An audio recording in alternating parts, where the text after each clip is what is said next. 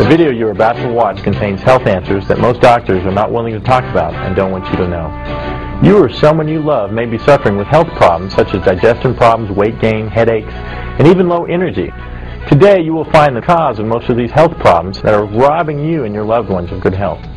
Here today to educate you on this vital topic is Dr. Joel Robbins. Dr. Robbins is a medical doctor, a chiropractor, and a naturopathic physician. He has treated over 100,000 patients and has been in practice for over 20 years. Dr. Joel Robbins has written several books on health and wellness. He lectures around the country and has been a guest on many talk shows. In fact, the United States Air Force called him to Washington to help them improve the health of their pilots. Dr. Joel Robbins is a true living example of someone who walks his talk. At the age of 47, he still looks like he is in his 30s. Please pay close attention now as he shares with you today the major cause of most of you and your family's health concerns. In traditional medicine, and unfortunately in complementary health care, we look at the symptom and we say, all right, with that symptom, this diagnosis, what remedy do we give? Is it a drug? Is it surgery? Is it an herb? Is it colonic therapy? Acupuncture? What is it? But we fail to ask the primary question, the basic question, which is, what is the cause? If you have a headache and you go to the doctor, he prescribes aspirin, you take the aspirin, your headache goes away. What would logic tell you as to the cause of your headache? Well, that's simple. Aspirin deficiency. And yet, there's no such thing. We do not get a headache due to a salicylic acid deficiency. We haven't asked what the cause is. This is like hearing the fire alarm go off in your home and you run up and find the wires to the fire alarm and cut the wire and think, okay, I don't hear the fire alarm anymore, therefore there's no more fire. That's ridiculous. The problem with not looking at causes is that while we're getting relief, we continue to poison the body, we continue to weaken it, and ultimately we end up with some disease process. I believe the number one cause of health problems is auto-intoxication. And auto meaning self, intoxication meaning poisoning. We poison ourselves by our faulty lifestyle. Yes, most of the time out of ignorance. What is the most common cause of auto-intoxication? It's poor bowel function or poor colon health. Oh, come on, you say. That's ridiculous. Well, let me tell you something. There are medical studies that say otherwise. Here are some very interesting facts about our colon.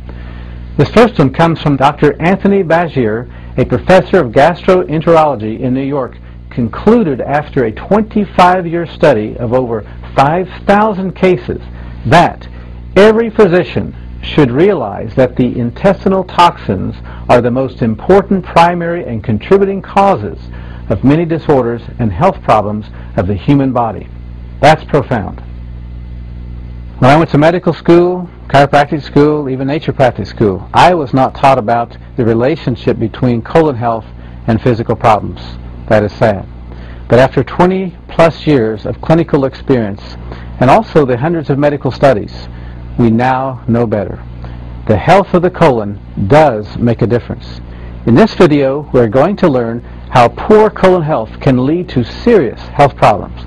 We're going to learn what auto-intoxication is, what causes it, and what we can do about it. Many of you are hurting, many of you are frustrated, you have health problems you're not finding answers for. Just listen up. We're going to give you hope.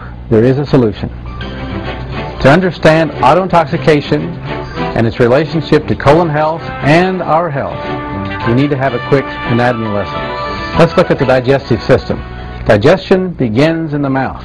As we chew our food, saliva mixes with the food. Saliva contains some enzymes that begin the process of digesting that food. We swallow the food, it goes down into the stomach where digestion continues. From there, the food goes into the small intestine where digestion finishes up, and then food is absorbed through the villi in the small intestine. After digestion, after absorption, the food is passed on into the large intestine and becomes fecal matter. It goes across the transverse to descending colon, the sigmoid colon, and out through the rectum. Here's a diagram of your small intestine. It is about 25 feet in length and approximately the width of your thumb. On the close-up here, we see what are called villi.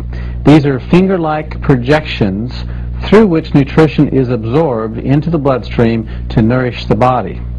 Now, eating toxic food, junk food, can cause a film to build up over these villi, which will hinder the absorption of nutrition into the body. And it really doesn't matter how many supplements you take, not going to get the benefit of your money. In this diagram, we're observing the normal movement of food through the small intestine, and then it becomes fecal matter in the large intestine, going out in a timely fashion, one meal in, one bowel movement out.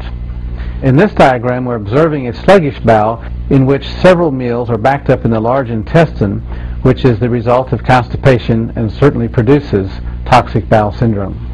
You're supposed to have 2 to 3 bowel movements a day if you're eating 2 to 3 meals a day. The bowel movements should be effortless, odorless, and well-formed, and leave you with a feeling of satisfaction and cleanliness when you're finished.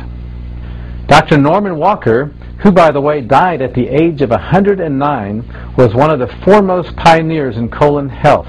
He stated that out of 100,000 autopsies that he had attended, there were less than 10% normal colons. Dr. William Hunter said, "The colon is the sewer system of the body, but with neglect and abuse it becomes a cesspool of toxins that spill over into the body." Let me tell you the true definition of regularity. If you eat a meal, you have a bowel movement. You eat 3 meals a day, you should have 3 bowel movements a day. Just like a baby. You feed a baby, 20 minutes later, it has a bowel movement. So let me ask you a question. If you're eating 3 meals a day, but you're having just 1 bowel movement a day, or maybe 1 bowel movement every 10 days, as some patients tell me, sometimes once every 2 weeks, believe it or not. Question, what's happening to that food? What's it doing to our body? You're about to find out. Here's a diagram of the normal colon. Notice the ascending colon, transverse colon, descending colon, sigmoid, and rectum. Look at this example of how toxic a colon is. Look at the cross-section of the colon, only leaving a small passageway to eliminate. This waste builds up, causes poisons, which are then absorbed into the body. This is what happens to our colon when we ignore the body's urgings to have regular bowel movements. Let me ask you a question. What would happen if you were to put a hamburger in a Ziploc bag and left it in your kitchen counter? What would it smell like after a week? Or even worse, what would it smell like after several years?